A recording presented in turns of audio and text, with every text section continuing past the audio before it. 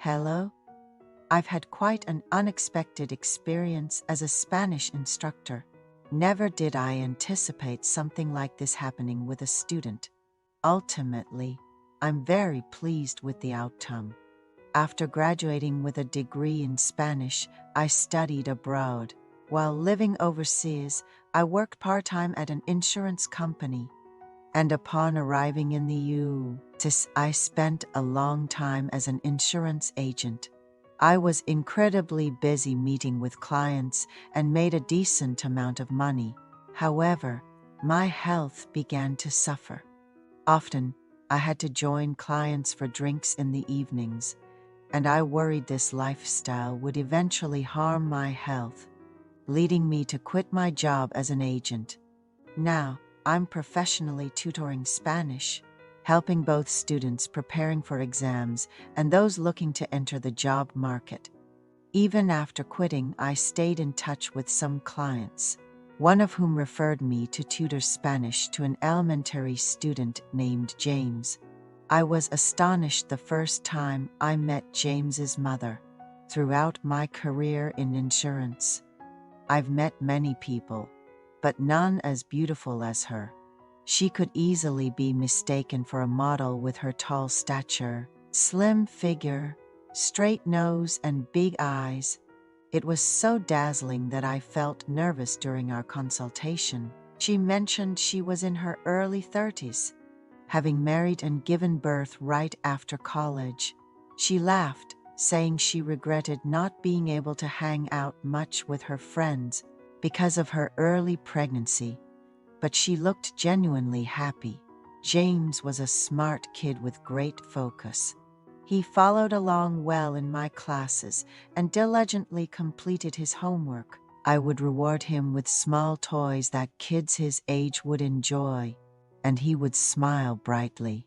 One day, while teaching James, someone knocked and brought in snacks, red kiwi, and sliced cake. It was a woman I hadn't met before in her early 50s, who introduced herself as James's grandmother.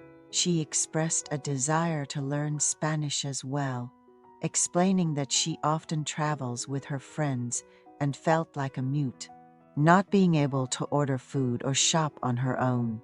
She had come over after hearing about the Spanish tutoring and brought snacks for us. James's grandmother mentioned she had a tea set with instructions in Spanish and was unsure how to use it, asking for my help after James's lesson was over. I agreed, and later, I was taken to her home in a luxury sedan, arriving in a neighborhood well known for its affluence within 20 minutes. My grandmother was in her late 50s when she became a widow, her husband passing away when their children were in upper elementary school. She lived in a two-story mansion that was distinctly classy from the garden up. It was the largest home I'd ever seen. Inside, there was a Filipino housekeeper. My grandmother had a routine of swimming at dawn and going to the driving range in the afternoon. She also occasionally visited a nearby spa for treatments, which explained her youthful appearance despite her age. She had received black tea as a gift, which came with instructions to steep a teaspoon of tea leaves in hot water for 10 seconds, discard the water, then pour in fresh water and steep again before drinking. My grandmother was pleased to finally understand how to prepare it and mentioned she should start learning Spanish. She insisted that we stay for dinner, saying it was her way of thanking us. James, who is a handsome and kind Spanish teacher, had sparked her interest in learning the language, and she was grateful for his help. While waiting on the sofa, my grandmother appeared in quite youthful attire, showcasing a slim figure that rivaled that of a daughter-in-law. Unlike the women her age in my family, she didn't have the typical apple body shape, but rather a healthy and slender one, a testament to her physical activity. James complimented her on her health and fitness, to which she responded with a bright smile. The dinner prepared by the housekeeper was extraordinary. When asked how she managed to prepare so much food, my grandmother explained that she had called ahead while we were at James's place. She praised the housekeeper for being clever and having a good sense of adapting cooking methods. After dinner, the housekeeper ran the dishwasher and then left for the day. My grandmother suggested we have a chat, just the two of us. She brought out wine from her cellar, along with some snacks she had prepared earlier. She shared that it had been over 20 years since her husband's death and recounted the challenges of raising two sons and facing rumors and slander without her husband. Despite it all, she never looked for another man, finding great joy in her smart sons and grandchildren. Her strength and resilience were truly admirable. My grandmother expressed a desire to learn Spanish moving forward. She's quite busy, so we decided to have lessons on her only free day Sunday. She was thrilled with this arrangement and even mentioned paying a little extra since she was specifically making time for it. I started teaching her the basics at her house every week, and she was very dedicated. It turns out she has a knack for languages. She supplemented our lessons with online courses and daily homework, and soon she was able to hold basic conversations. One day, she suggested we take a trip to France, inviting James and his mother along. James was her favorite. We booked 3 rooms, one for me, one for my grandmother, and one for James's family. The trip was filled with meals at the resort and leisure time by the pool and beach. Having a Spanish teacher with her made my grandmother feel confident, and James's family enjoyed the trip as well. I couldn't help but be captivated by James's mother's beauty, though she seemed oblivious to my interest. My grandmother practiced her Spanish by ordering drinks at the snack bar and exchanging dollars at the hotel front desk. She found using Spanish in a real-life context fun and exhilarating. Watching the sunset, she wished my grandfather could have seen this too, visibly moved. James' mother offered to take her back to her room, but my grandmother insisted on staying out a bit longer with James. Before leaving her room, she expressed how meaningful this trip was for her. It had been nearly 20 years since she felt this way after my grandfather passed. The next day, we rented a car for a sightseeing trip around the city. My grandmother sneakily held my hand, avoiding James's mother's notice. This gesture was both endearing and a poignant reminder of her life's sacrifices. We bought gifts for James's family at a shopping mall, making the France trip truly memorable. Back home, I gave my grandmother the gifts I bought in France. She was touched that I thought of her even while traveling. She hinted that I should stay over since they didn't have a maid anymore, which I understood the implication of. Lately, she's been very welcoming towards me, mentioning how she's been keeping up with her health and exercises, all the while shyly smiling. It seems she wants to make a good impression by diligently doing her homework and preparing delicious meals. I find myself unable to part with such a lovely student for the time being.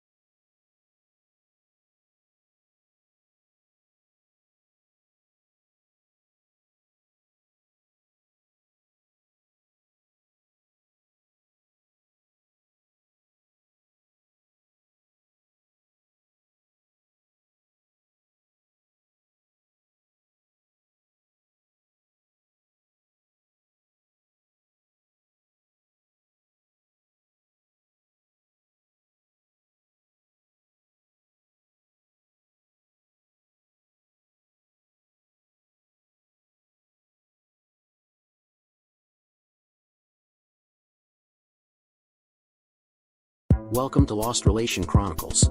Edward Bishop was born in a small, struggling farming community in eastern Oregon, where his family's story was anything but idyllic. His father, Alistair, had inherited a modest parcel of land from his grandfather. With a burst of youthful optimism, Alistair convinced his wife, Marlene, to move there and build a life as farmers. Unfortunately, farming wasn't Alistair's calling. The only things he managed to cultivate were debts and frustration. Eventually, he left Marlene for a waitress from a bar, one not too different from the one Edward found himself sitting in now. Marlene, unwilling to stay in a dead-end situation, took 7-year-old Edward and moved to Portland. She divorced Alistair but chose to keep Edward's surname as a reminder of his father's legacy, for better or worse. In Portland, Marlene took a job as a receptionist and administrative assistant at a downtown bank to make ends meet. Determined to pursue her lifelong dream of becoming a nurse, she enrolled in classes at PSU, balancing work, study, and motherhood with quiet resilience. Unfortunately, life had other plans. When Edward was 10, tragedy struck. On her way to work one morning, Marlene's car was broadsided by a truck on the bridge. The impact sent her vehicle over the railing and into the water below. It took a full day to recover her body. She hadn't been wearing a seatbelt. Just like that, her life was over, and Edward's world was turned upside down. With no immediate family to take him in, Edward was thrust into the foster care system. For the next 7 years, he drifted through a series of homes along the Portland-Salem corridor, each one more temporary than the last. Stability was a distant dream. He developed a knack for survival, though it often got him into trouble. Fights became routine, and petty thefts added to his growing reputation as a troubled kid. It all reached a breaking point when Edward turned 17, forcing him to confront the path his life was hurtling down. Ever since the death of his mother, whom he had loved deeply, Edward had felt alone and empty. In an attempt to fill that emptiness within himself, he joined various gangs and took to the lifestyle like a duck to water. It didn't fill the emptiness, didn't even come close, but while he was with them, he could pretend like he was part of something larger, something beyond himself. The criminal acts, the drugs, the stealing of merchandise, none of that stuff was all that important. It was merely the outward show of solidarity you took away with you. Yeah, man, we're together in all this, and we always will be. It wasn't the acts themselves that were important, it was the spirit behind them. Doing things as a gang, and getting away with it, drawing the bonds of loyalty and solidarity even tighter. Well, that's what he told himself anyway. Even though his less-than-educated mind couldn't articulate the concepts, that was what he felt. Until he was 17. He and the guys had decided it would be a good idea to burn down the police station. Not a smart move, in retrospect, but hell, what the hell, it'd be a blast, right? Well, the cops that caught them didn't see the humor in the situation, so they were all packed up and sent off to jail until they were 21. Jail taught him things. It wasn't at all like in the movies, but it wasn't that great either. Edward quickly got status, and he got respect when word got out that he was in there for burning down a police station. He did his time, got out with a few scars, and started bumming all over the Pacific Northwest looking for odd jobs. Edward always laughed when he saw stories in the paper about work being hard to find, and when he saw stories on the news about the unemployment rate being so high. Jobs were all over the place. The real problem was that nobody wanted to get their hands dirty doing them. Edward might have been a criminal, but he wasn't averse to hard work, not at all. Hell, he liked spending money as much as the next guy. So, it was over to eastern Washington to pick apples, up to Seattle to work in the fish market, down to Pendleton to work on the ranches, lots of dirty back-breaking work, but it was honest work, and he always had some cash. And he laughed at all the out-of-work, white-collar idiots who bitched and moaned on the TV about there being no work, while he nursed blisters on his hands from digging fence post holes. That carried him for the next 10 years, right up until about 1995. And it was the goddamnedest piece of good luck that ended it for him. He was walking along a country road in central Washington and had come across a damn fine-looking sports car stranded on the side of the road. Smoke raftered up from the tailpipe in thick clouds, and steam gushed from under the hood. And standing next to it was the sexiest woman he had ever seen in his life. "Looks like you got a problem there, ma'am," Edward said, standing far enough away so that he wasn't perceived as a threat. The woman jumped and turned, hands going up a little defensively before she saw that he was at a safe distance. "Yeah, something went bang under the hood and I stalled out. I'm on my way to Wenatchee and I think I got turned around." Edward laughed. "You sure did. It's off that way, and you're heading the complete opposite direction." The woman smiled ruefully. "I was never any great shakes at navigation. Want me to look under the hood there for you?" She studied him for a moment. Do I have to be worried about you? Not today, Edward said, trying to look harmless. Not easy when you're a big bruiser with red hands and 3 days' growth of beard, but he did try, and it seemed to work because she eventually let him look under the hood. To cut a long story short, he fixed her broken pistons and she fixed his wandering life. All those years on the road had made Edward fairly well acquainted with the female body and all its wondrous permutations, but nobody turned over his motor like Laura Parker did. They dated for a year before they got married. She was insatiable. Laura's father owned a construction company and, in an ironic twist of fate, it turned out that Edward had done work for one of Old Man Parker's crews before, and they told the old man that he was reliable and always got the job done. So, Edward hired on there, first as a plain old carpenter, and then later as a foreman, and later still he was helping expand the business in the front office. He and Laura married a year after that initial meeting on that dusty road, and they never looked back. Things coasted along for the next 10 years. Edward was fat, dumb, and happy, and he had no idea things were anything but peachy keen. Money was rolling in from the business. Laura's father had retired and Edward was running the thing single-handedly by 2000. And they were trying for kids, but not having much luck. And then an overheard conversation changed it all. Now, sitting at Sammy's Roadhouse and nursing his beer, Edward thought back to the day, just 2 days ago, when he first realized his Laura was a cheating 304. It was an ordinary day, as so many days when momentous events occur are. Edward got up, made love to his wife, had his shower, drank his coffee, kissed his wife goodbye, and headed for the office tower his construction business was based out of. It had sure come a long way from the old rundown trailer it had started out in. Things went along until about 10 in the morning when Edward got up to get a cup of coffee from the break room. He was just about to step through the door when the sound of his wife's name stopped him cold in the hallway. "Does Edward know about Laura?" came the voice of Jim Fredericks, a roofer Edward worked with. A laugh. "Not hardly. You think he'd put up with it if he did?" answered Ralph Billings, one of their subcontractors. "Good point. So, who's she doing now?" "I think she's got Jack Sullivan over tomorrow. Boss says he's going out of town to Portland." Another laugh from Ralph. "Boy, I sure wouldn't like to be Laura or Jack tomorrow if Edward ever found out." Turning, Edward left on a gale of their shared laughter and went back to his office, coffee forgotten. His wife was cheating on him, had apparently been doing it for a long time. At that moment, Edward was numb. He sat there behind his desk with his head in his hands, staring at the desktop. Then, slowly, all the questions started running through his head. How could she do this to me? What's wrong with me? Am I that bad a lover that she needs to find it elsewhere? Does our marriage mean nothing to her? How could she toss 10 years of marriage down the crapper without a thought? Then the anger came. She wanted to play around? Well, fine then. But she would have to pay the consequences. It was then that the germ of the plan began to form in his mind. A slow smile came across his face. Yes, things would be different in the Bishop house soon. Very soon indeed. Edward finished off his beer, threw a tin on the bar, and got up and headed for the door. He had an appointment to keep at his house. It was 4:30, and he was supposed to be in Portland until tomorrow, meeting with potential investors at the Embassy Suites. He had called Paul Richardson that morning and got him to go in his place. Paul was his executive assistant, as well as his partner in the business, and would be more than happy to prove his worth on this money-finding trip. Meanwhile, Edward did all the usual things a cucked husband did: empty the savings account, cashed in the CDs, and empties the safety deposit box. Luckily, they had a prenuptial agreement, or Laura would get half the business. Just to be sure, he got a copy of that too out of the office safe and planned to include it in the divorce papers. Then he had gone to Sammy's and sat and drank, and contemplated his plan. Laura Bishop sighed contentedly as Jack Sullivan's lips grazed over her. "Nobody does me like you do," she murmured into his thick hair. "Never mind all that. I want you now," Laura said, pulling him up. Jack grinned. "Your wish is my command, my little married 304. But before he could do anything, there was an ominous crunch. Sound in the voice of Edward Bishop said, "Well, isn't this cozy?" from the doorway. Laura shrieked and fell off the bed. Jack stood shocked. He spun around and lost his balance, falling off the other side of the bed. He looked ludicrous, like a turtle on his back.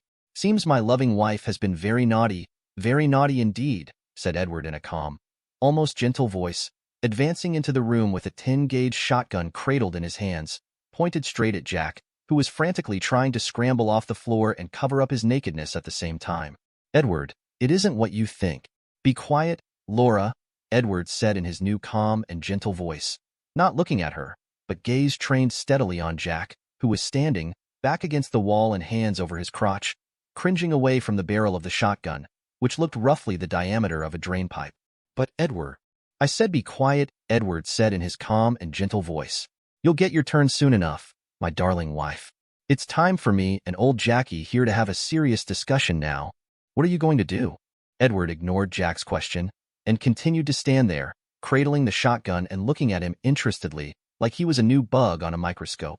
You like to screw other men's wives, he said conversationally, as if he had said something of no more importance than it's going to rain today. It wasn't my idea, Jack babbled. She came on to me and, you like to screw other men's wives and it makes you feel like a right old tomcat and lady killer, doesn't it, Jackie old chum? Makes you feel like you still got the stuff. Makes you feel like you still got what it takes. Isn't that right, my good little buddy? Jack said nothing, but continued to stare at the gun. Edward deliberately moved his hand to the trigger.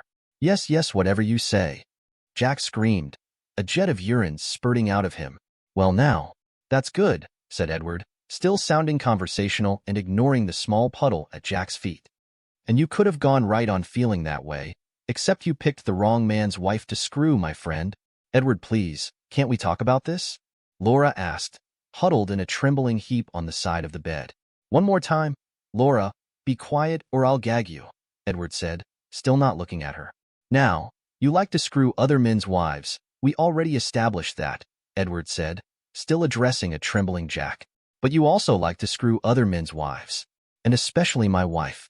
I can't let that go unpunished, good buddy, Edward said. The tone was regretful, but Jack could have sworn he saw sadistic glee floating in the man's eyes. Walk with me, Jack old buddy. And Laura, you sit right there and don't move. You're in enough trouble already. You mind me now. Laura didn't answer as Edward led Jack out the bedroom door, but continued to sit there as directed. Edward thought he would have to carry Jack. His knees were shaking so bad. He could almost feel sorry for the son of a bitch, had he not caught him doing what he was doing. He prodded Jack into the kitchen, where there was a coil of chain and a pair of handcuffs dangling from a ring bolt in the wall. Snap the bracelets on, old chum, he said, prodding Jack in the back with the barrel of the shotgun. Jack squeaked and jerked away from the touch of the cold metal and hurriedly snapped the handcuffs on. Edward was mildly disgusted. The guy didn't even try to fight. Why was Laura cavorting with this a-hole? Because the length of chain was so short. Once Jack had snapped the cuffs on, he was left bending over the counter, on his toes. Now, since you like to screw my wife, I think it time I did you the same favor. Allow me to introduce you to Mr. Remington. You're about to get to know him very well, said Edward amiably. Jack heard the thud of his boots advancing across the kitchen, and he began to bawl. Please, Mr. Bishop, I'm sorry, please don't do it, he blubbered, snot and tears dripping onto the counter. Edward ignored him, but allowed a slight grimace of distaste to cross his face. God, what a chicken. Jack began whipsawing wildly, trying to break the hold the cuffs had on him, but succeeded only in banging his face on the counter. He glanced fearfully over his shoulder and saw Edward looming up behind him, the shotgun glistening in his hands. The barrel looked bigger than a drainpipe now. It looked like a light pole aiming for his butt. And then, without a word, it went in 3 inches. Jack screamed. He screamed very loudly indeed. It withdrew and slammed him again, eliciting another scream. Blood glistened on the end of the barrel as Edward slammed it in one more time. You like screwing my wife? He said into Jack's ear, his hot breath sounding like a bull getting ready to charge. How do you like it, my good little friend? Is Mr. Remington taking good care of you? Is he? Jack screamed and cried, and Edward grinned. His face hanging over Jack's shoulder reflected in the gleaming pots in front of him like a Halloween mask. Jack prayed for it to be over. The pain was excruciating, and he just wanted it to stop. Mercifully, it did. Edward withdrew the shotgun barrel and stood back, studying Jack dispassionately as he hung from his now bleeding wrists and sobbed. Like that, old buddy? Like getting screwed? Is it as marvelous from the other end as you seem to think it must be? She asked for it. Honest she did, Jack whimpered. Edward ignored this. You're going to think twice about screwing another man's wife. Isn't that right? Yes, whatever you say, Edward, Jack said, now seeing a ray of hope for getting out of this alive. Well, that's fine then, said Edward. But you still have one more lesson to learn, my friend. Please, let me go, Edward. I'll leave town, lick your shoes. Whatever you say, just let me go. Oh no, we're not done yet. You still have to learn, Edward said soothingly, as though talking to a child. He came around and unlocked the handcuffs, not troubling to stay out of Jack's reach. The little a-hole wouldn't do anything. Turn around, Jack. You still have to say hi to Mr. Remington. Jack turned. The pain was now secondary to his fear. He was sure he was about to die. The shotgun barrel loomed in front of him. Open your mouth. Now. Trembling more violently still, Jack opened his mouth and Edward slid the barrel in. Jack nearly vomited, but held it in. He was sure mild-mannered Edward Bishop had gone insane, and he didn't want to do anything else to provoke him. So, he closed his eyes and held on to the counter behind him. Open your eyes, Jack. Open them now, Edward said, almost crooning. Slowly, Jack opened his eyes. The barrel felt slimy and oily and dirty in his mouth. Edward's red hand grasped the stock. His finger moved deliberately toward the trigger. Jack watched in horrid fascination as it crept inch by inch. He's about ready to come, Edward crooned at Jack, staring directly into his eyes as his finger inched toward the trigger. Can't you feel him pulsing, getting ready to blow at you, Jackie? Can you feel it? See how wonderful this can be, you son of a bitch. And then Edward's finger found the trigger and pulled it. There was a click. The gun wasn't loaded, but Jack fainted dead away, collapsing onto the floor, his bladder letting go all at once. He came around a couple seconds later, sure he was dead, and then the tip of Edward's steel-toed workboat slammed into his nuts, and he felt nothing but fiery agony bellowing up from his crotch and into his belly. Get out of here once you got your wind back, Edward said, administering one final savage kick to Jack's ribs. If I still find you here once I get back from dealing with my loving wife, I'll load the gun for real and shoot me a trespasser. Jack nodded as best he could and crawled toward the door. He was still naked, but all he wanted right then was to get away from this madman. Edward turned away from the writhing mass on the floor and headed deliberately for the stairs. He had a loving wife to visit. Laura was still sitting there on the side of the bed. She had heard Jack's screams echoing up the stairs, but hadn't dared move. In all the years she had been married to Edward, she had never once been afraid of him. She was terrified now. Edward stood and leaned against the closet door, as far away from Laura as he could get. Why, was all he said. What did you do to Jack? Laura asked. You're in no position to ask questions. Why did you cheat on me? Laura started crying at the pure venom she heard in his voice. Edward, I love you. Can't we be reasonable about this? You brought a bunch of men into our house and screwed them on our bed, you bitch. Why did you do that? You answer my questions, and maybe I'll think about answering yours. He didn't raise his voice, and his biting words were all the more compelling for that. It was just sex. I just wanted something different. You weren't supposed to find out, she babbled, hunching in on herself. I never wanted to hurt you, Edward, honest. Well, that's just grand, isn't it? Edward said, pacing in a big circle and clenching his fists. You didn't want to hurt me, and I wasn't supposed to find out. You wanted to have your cake and eat it too, and who gives a shit if you toss our marriage down the goddamn drain? Isn't that right? Hell, you're not even sorry for cheating. You're only sorry you got caught. Laura could only sob. How could she tell him that it was the thrill of the chase, the excitement of strange men that motivated her? She loved Edward, she really did, but he could only give her so much. But Edward had figured it out, and he crushed all hope of reconciliation with his next statement. It's not even the sex for you, is it, Laura? I mean, Jack Sullivan?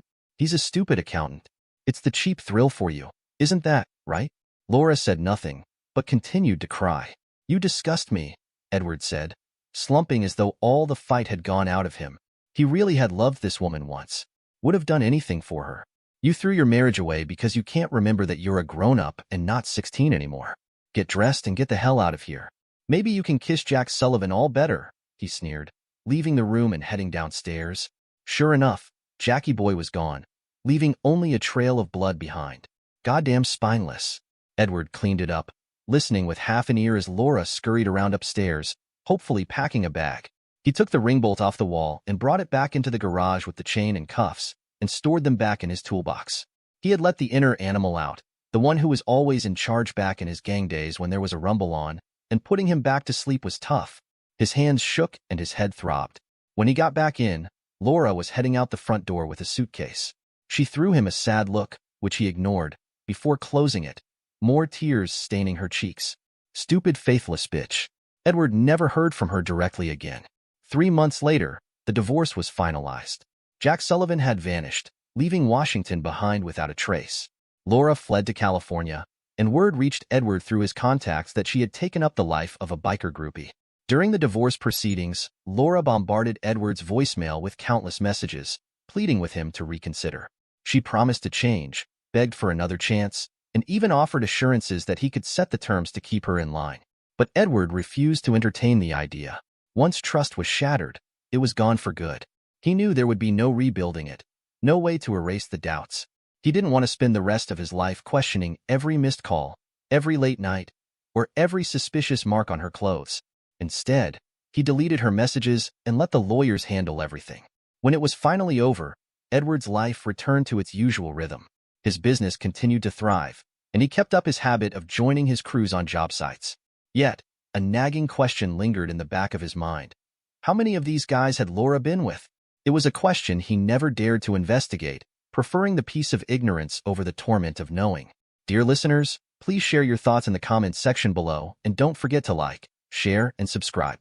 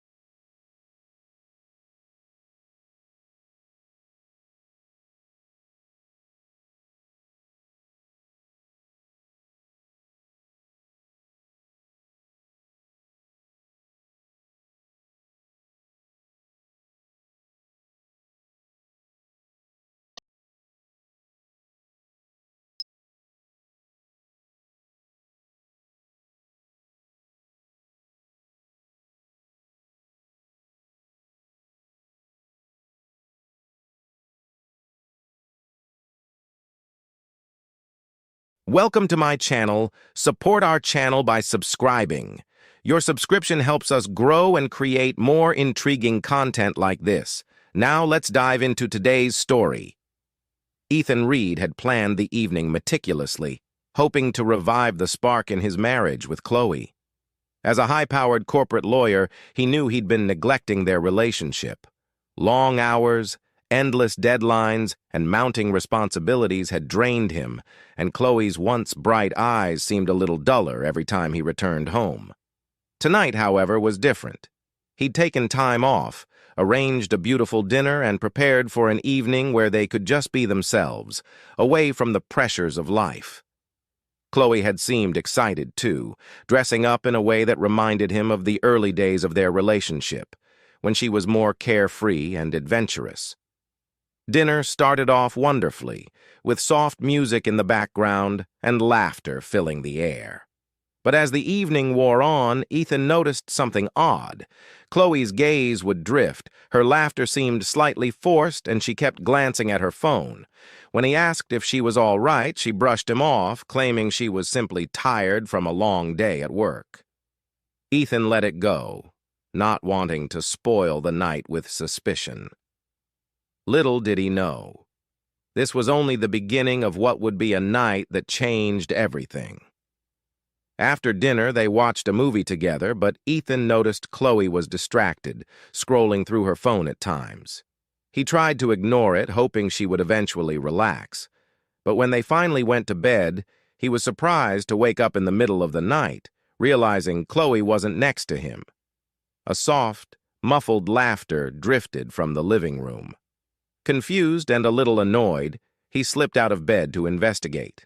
What he found when he reached the living room shattered the perfect image he had of their marriage and the friend he'd trusted for years.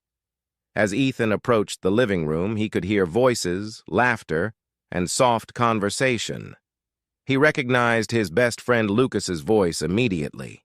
Lucas Grant, the charming photographer with an adventurous spirit, was Ethan's closest confidant. They'd shared countless memories, highs and lows, and he'd never suspected Lucas could be anything other than a loyal friend. But seeing him there at 3 a.m., sitting close to Chloe on the couch, both of them wrapped in a conversation so intimate they seemed oblivious to the world, Ethan felt an unfamiliar surge of anger. For a few seconds, he just stood there, watching them. Lucas was leaning toward Chloe, his face animated as he spoke, while Chloe looked back at him with a look of rapt attention Ethan hadn't seen in years. His mind raced with questions. Why was Lucas here at this hour? Why hadn't Chloe told him she'd invited Lucas over? The scene felt surreal, as though he were watching a stranger's life unravel before him.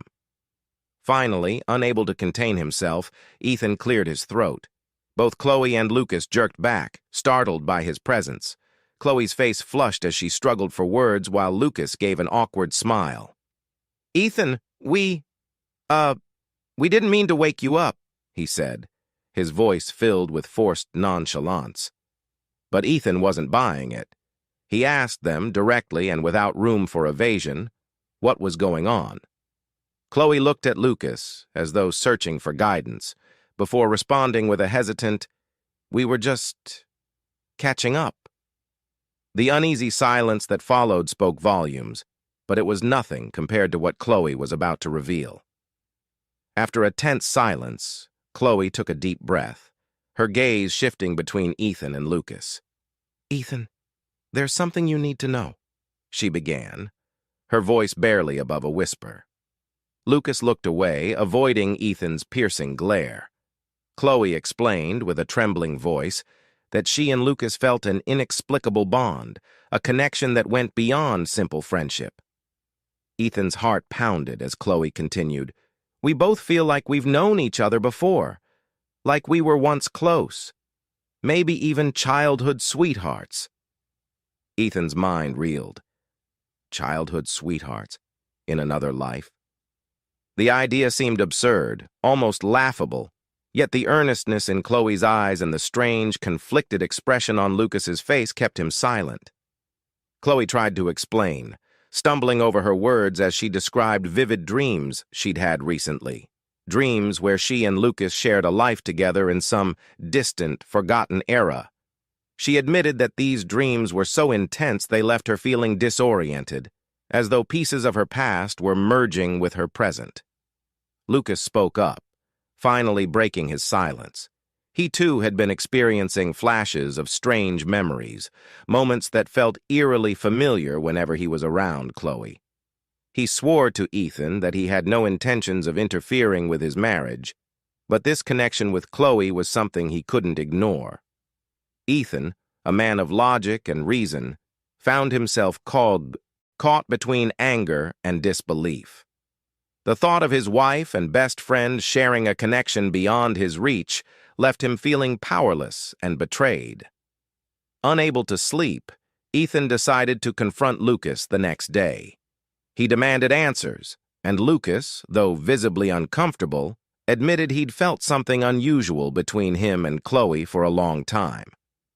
He assured Ethan that nothing physical had happened, but the depth of their emotional bond felt stronger than anything he'd ever experienced. Ethan's frustration grew as he tried to comprehend how two people he trusted so deeply could believe in something so unreal. Chloe, in her attempt to validate her feelings, showed Ethan a set of old letters she had recently found at a local antique shop.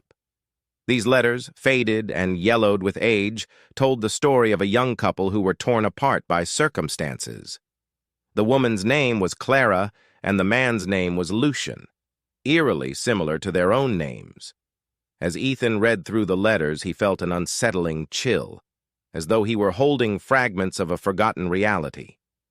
Chloe was convinced these letters were a sign, proof that she and Lucas had indeed shared a past life. Ethan's logical mind rejected the idea, but a part of him couldn't deny the strange coincidences. The names, the emotions conveyed in the letters, and Chloe's unwavering belief in this connection left him feeling like a stranger in his own marriage. His mind was in turmoil. He was torn between wanting to protect his marriage and doubting the very foundation of his relationship with Chloe. One evening, Ethan finally sat Chloe and Lucas down, his patience worn thin. He laid out his emotions, his doubts, and his pain, making it clear that he needed answers and clarity. Chloe, with tears in her eyes, assured him that he was the love of her life, that this bond with Lucas was something unexplainable but did not threaten their marriage. She suggested they find a way to make peace with this discovery, to embrace it rather than let it destroy them. Lucas, too, expressed his commitment to respecting Ethan's marriage, even if it meant distancing himself from Chloe to ensure their bond remained untainted. Ethan's mind was clouded with doubt, but his love for Chloe was strong. In a quiet moment of introspection, he decided that if Chloe believed this connection was real, he would at least try to understand it. He couldn't bear to lose her, and maybe, just maybe, this was a test of his faith and love. Ethan knew his decision wasn't a simple fix, but it was a start. In a show of trust, he agreed to explore this strange connection together, hoping it would strengthen their bond rather than weaken it. As they moved forward, Ethan began to see Chloe with new eyes, recognizing the complexity of her soul and the depth of her beliefs. Lucas, for his part, remained a supportive but distant friend, respecting the boundaries they'd all agreed upon. In the end, Ethan realized that love often requires embracing the unknown, even when it feels uncomfortable. He learned to find peace in accepting Chloe's beliefs, knowing that her heart still belonged to him in the present, no matter what stories the past held. Their marriage emerged from the ordeal stronger, grounded in understanding and acceptance, even if he still harbored a lingering sense of wonder about the mysterious bonds of the past. Thanks for watching. If this story kept you on the edge of your seat, don't forget to like, share, comment, and subscribe to my channel for more thrilling tales of love, mystery, and the unexplained.